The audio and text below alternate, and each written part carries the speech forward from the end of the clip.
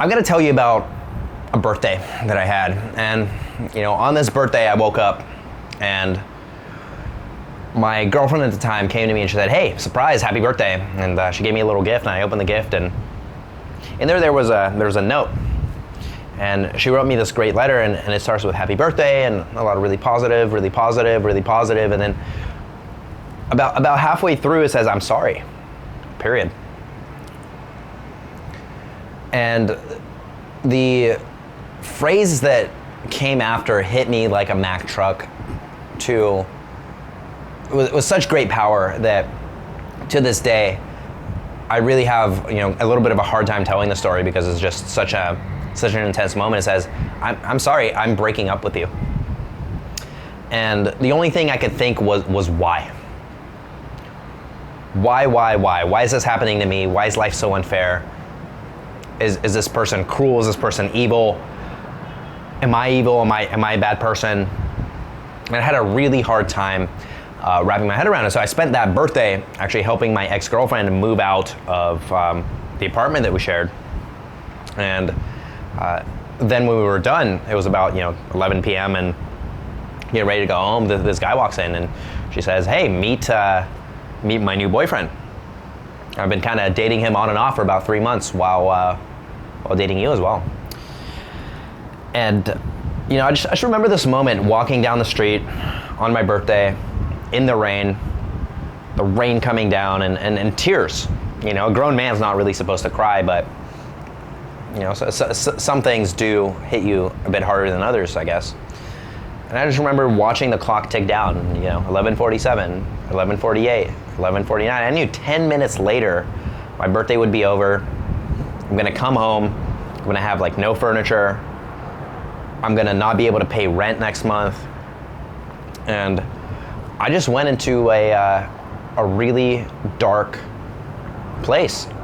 I didn't go home. I actually went and got a cab to the beach and I sat on the beach and I drank myself into a very stupid condition to where I woke up the next day and had to walk back. I realized I had $17 in my bank account. I was able to get a little bit of fast food and that was it. That was it. I just remember standing in this apartment that used to be filled with so much love and so much care and so many positive emotions. And I remember standing there numb, feeling just a sense of numbness and enragement and pain and true emptiness. Emptiness on such a deep level that, I felt I had lost the one person that I was meant to spend the rest of my life with. And we're gonna come back to that principle in a moment. It was what I did after that was really the most hurtful. It was destructive. I tried to kill myself after that for 6 to 9 months.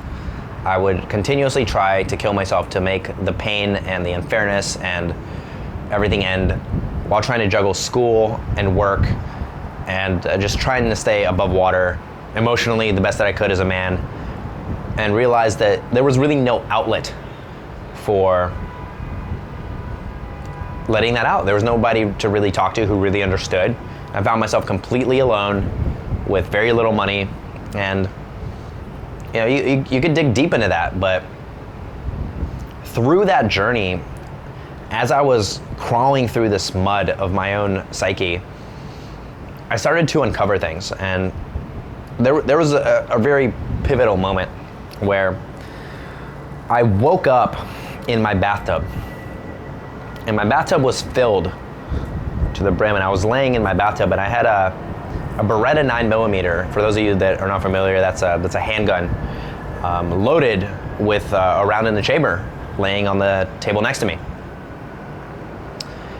And the only thing I could think to myself was, how did you not kill yourself? You've got to be dead. This isn't real. This isn't reality. You're not here. You surely ended it last night. This is wrong. To be alive was so painful that I felt that it was wrong that I was waking up and having to deal with being human and all the emotions and complications that come with that. And I remember standing up, having bottles of alcohol, empty bottles of alcohol scattered around my apartment, and looking at myself in the mirror and going, who is this person? Is this somebody you really want to live with for the rest of your life? I was so disassociated that I couldn't even recognize myself. I had lost myself to such an extent that I was foreign to me. There was now two people. There was the hopeful person inside, and then there was the damaged, pained, weakened person on the outside looking out at the world, trying to deal with the world as it was at that time. And in that moment, something clicked. I said, this isn't me. This is not what I'm meant to do on this planet. I'm meant to do something bigger. I didn't know what it was. I just had a calling. I had this awakening of purpose and ambition and desire to go smash through walls and make some sort of positive impact, because there were, everywhere I looked, to the left, to the right, up, down, there was nothing but negativity in my world. There was nothing but thoughts of suicide, depression, loneliness, anxiety, self-attack, self-frustration, all of those negative things that you can imagine. It's what I experienced in those moments. And that was when I said, I'm gonna take different actions. No matter how sad or how depressed or how lonely I feel, I am going to replace the actions that I'm taking, and I'm going to try to do something different. It doesn't matter if I get hurt again. It doesn't matter if I go out there and get hit by a bus. Maybe, just maybe, there's a chance I can get a tiny little win today. So I remember kind of kicking these bottles around and putting on, the only clean shirt I had, and these weird sweatpants and like flip-flops. And so I went and I'm like, I'm gonna get a coffee. I gotta do something here. And I went and I ordered this coffee, and this little girl served me this coffee, and I noticed she only had one eye. Like she was smiling.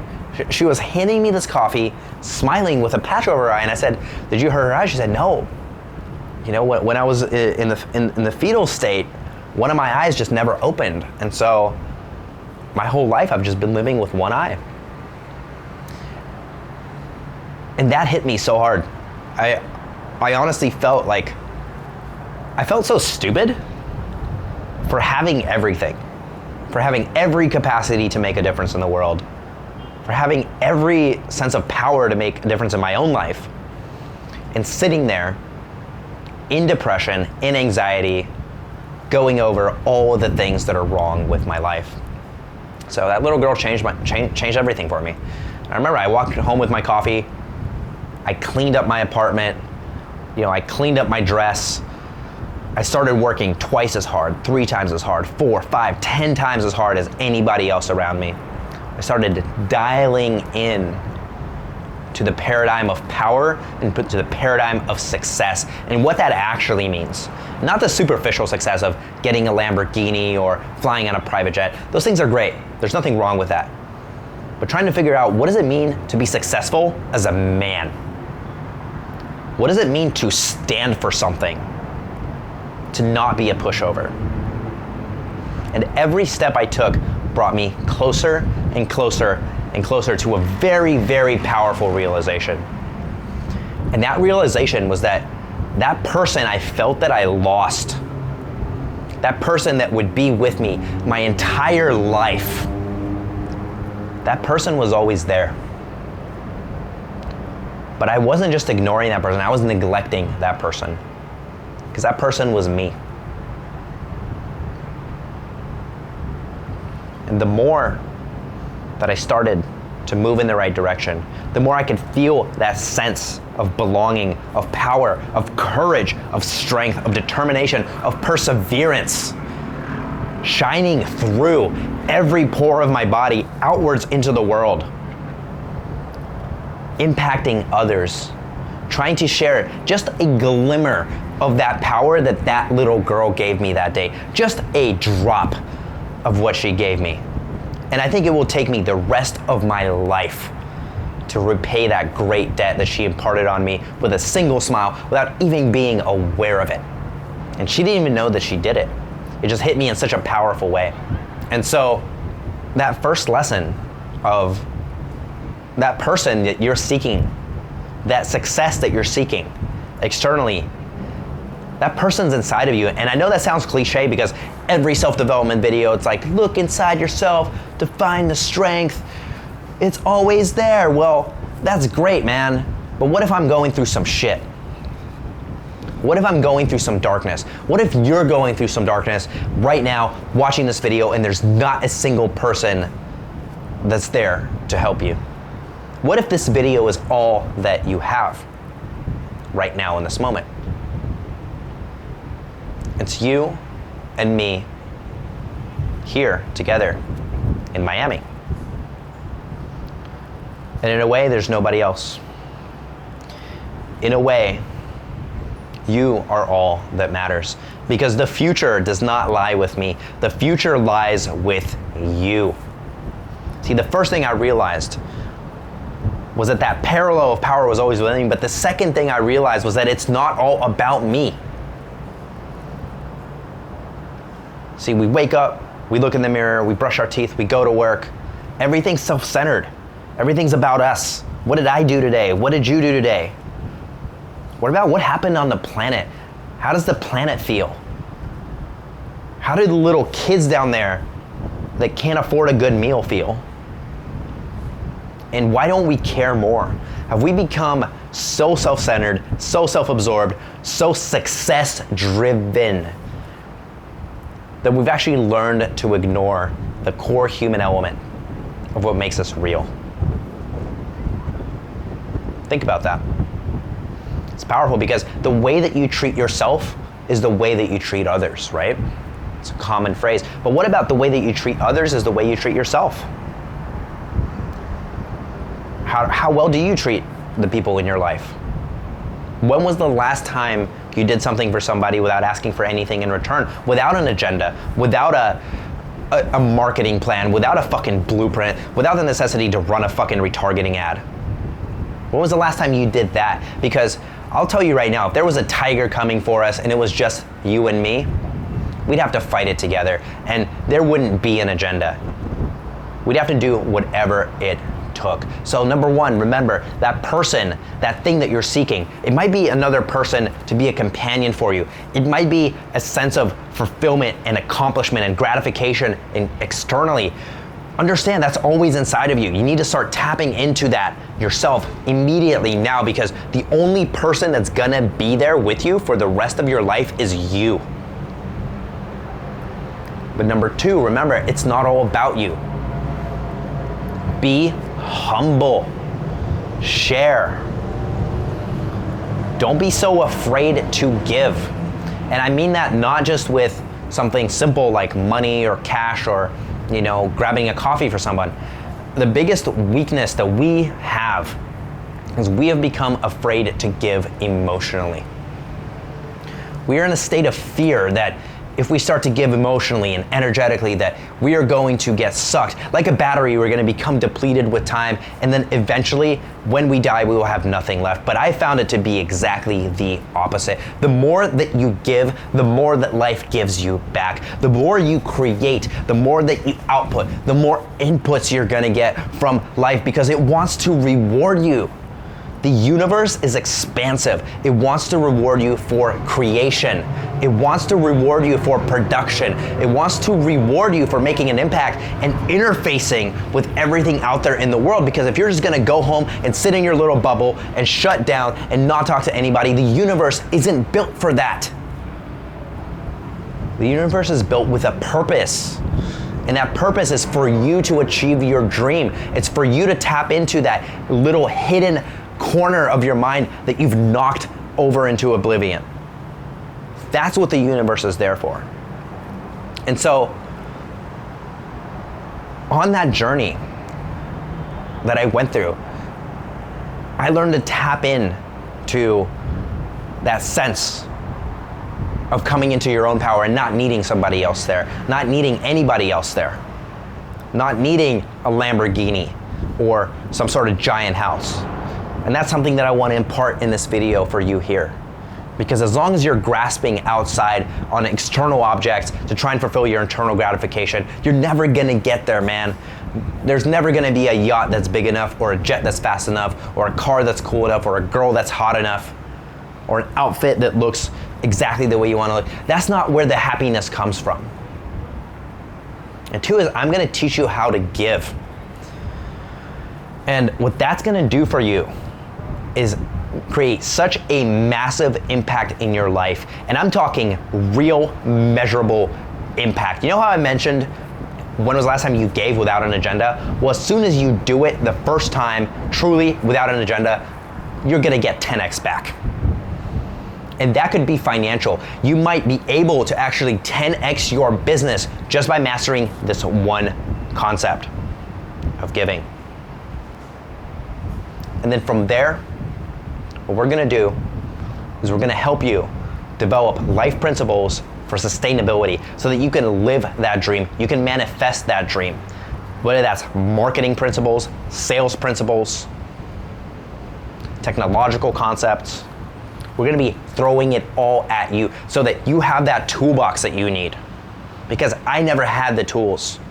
I had to go out there and I had to hunt down the tools, one after the other, after the other, after the other. And it felt like I was finding little pieces of the puzzle, but never really having the actual image of what the puzzle's supposed to be. And I will tell you without a shadow of a doubt that today, as I stand here,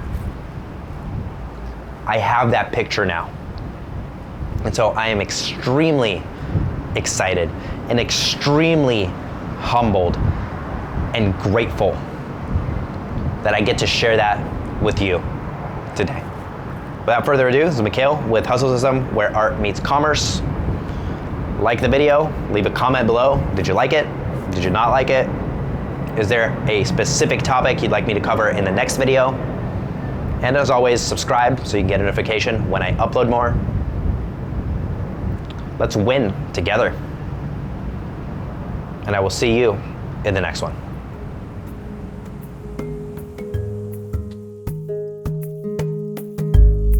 Close the window and your eyes